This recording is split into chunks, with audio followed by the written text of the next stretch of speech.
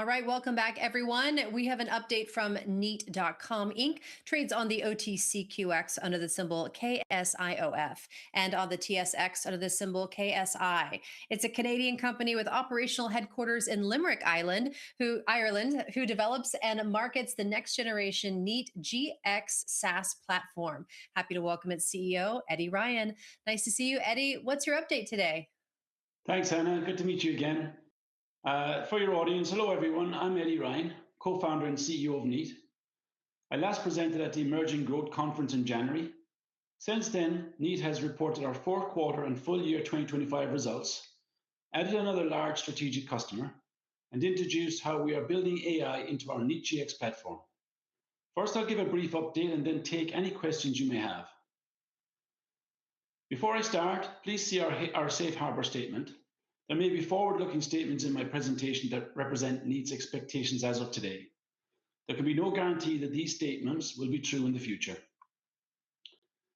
For those who are new to Kneat, Kneat is a software company founded by myself and some colleagues to digitize the complex and mission-critical business process of validation for life sciences. Today, we count most of the world's largest life sciences companies, including 8 of the top 10, as our customers. What is validation? All manufacturing systems, equipment, and processes involved in the manufacture of a therapy must be validated. Validation is detailed and fully documented testing that ensures these processes will deliver quality products that will not adversely impact patient safety. It is a mandatory regulated process and is subject to audit by regulatory bodies such as the US Food and Drug Administration. Good validation management builds trust with regulators and reduces risk for our customers. Let's do a quick review of our financial performance. Our revenue growth has been consistently strong, faster than nearly every other publicly traded software company in Canada. We expect this trend to continue as our annual industry survey indicates that only 16% of life sciences companies have fully adopted digital validation. So there's a long way to go, including within our existing customer white space today. Annual recurring revenue, which reflects the full annual revenue contracted with a customer, expanded from $15 million 4 years ago to $74 million today. Our net recurring revenue of 115% indicates continued solid expansion with our customer base. This loyal base gets bigger all the time, with 9 strategic and dozens of other customers onboarded during 2025. And 2026 is off to a strong start in terms of new customer adds, with 2 strategic customers added in as many months. As life sciences companies look to put all their validation workflows onto a single, easy-to-use platform, Kneat surfaces time and again as the platform of choice.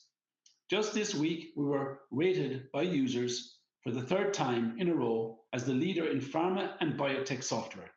You can see Kneat up and to the right, well ahead of the 12 other companies included in the ranking. The question of AI has been brought up a lot lately.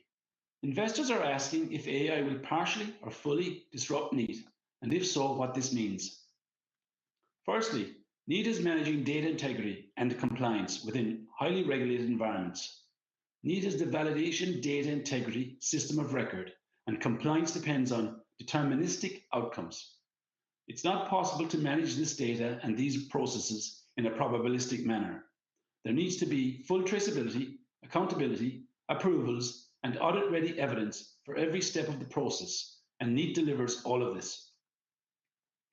Of course, AI can be used to support increased efficiency within these validation workflows. For example, it can be used to help create validation content and reports, and presenting these to the human for review and approval in the workflow. Kneat is all in on AI, and we are developing these capabilities within our platform and in close collaboration with our customers. Our most recent release has several features such as Content Review Assistant, Natural Language Process Analysis, a user support chatbot, and instant language translation. Looking forward, our AI roadmap includes deeper automation across lifecycle documentation, risk management, workflows, and end-to-end process optimization, all delivered with the transparency and reliability our customers require. In addition to including AI features in our platform, we are also using AI to help us run our business and develop software more efficiently. To close out, we're excited about the platform we have built and how much further it can go in the markets we serve. Users love Kneat. They have full visibility and assurance about their data, which gives them the confidence to do more.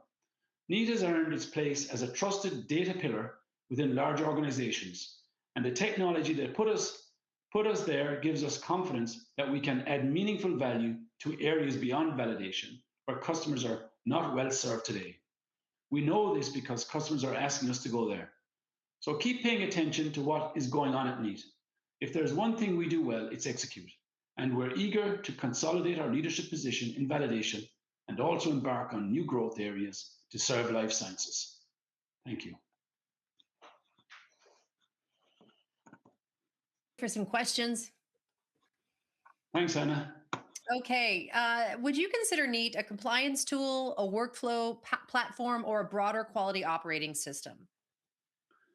First and foremost, it's a compliance tool, Anna, but it achieves that through data integrity platform where you manage the change and the audit trail on every piece of data, and you present and capture that and reflect that in workflows. So it's a compliance workflow productivity platform. And can you talk about the primary revenue model? Is it more SaaS subscriptions or implementation of other services? It's primarily SaaS subscriptions. So ARR is our key metric, and there are some services to support deployments of our product from time to time and an expansion of our product with our customers. But by and large, it's an ARR focused business. And what is a true organic growth rate versus expansion revenue? And how much growth comes from new logos and existing customer expansion? Very good. So it's a very strong land and expand model. Last year we signed a record number of new logos, and those logos will start small, probably $200,000 annual recurring revenue, and grow to maybe $1 million and multi-millions over a number of years. So we have some customers in the enterprise space that are giving us maybe $1 million in US dollars in annual recurring revenue, and then we have the larger customers that are giving us north of 3, 4, 5 million in annual recurring revenue. And talk about your path to profitability. Yeah, so we see 2026 as that year. Over the last number of years, we've been growing our business, and we've been, building a team that can take us forward. And we don't see ourselves putting much additional expense on in 2026. And when we look at the round of the year, we see ourselves converging towards over the year cash flow positive. And how are the sales cycles different this year versus 3 years ago? Yeah, that's a good question. I would say that 3 years ago, there's a difference in the sense that the category, it was a new category, 8 years ago when Kneat entered in earnest. Over the years, Kneat has become the leader and the leading brand in the business, in the industry. And as you go forward, others have come in. So it's becoming more mature, and there's more, tendering for the business. But when you look back at the year just gone by, of all the requests for proposals, Kneat has, won more than 80% of all those. Perfect. All right. Well, we are out of time. Thank you so much, Eddie. It's a great update, and we look forward to talking with you again real soon. Nice talking to you, Anna. Thank you. Bye-bye. All right, everyone. We'll be right back.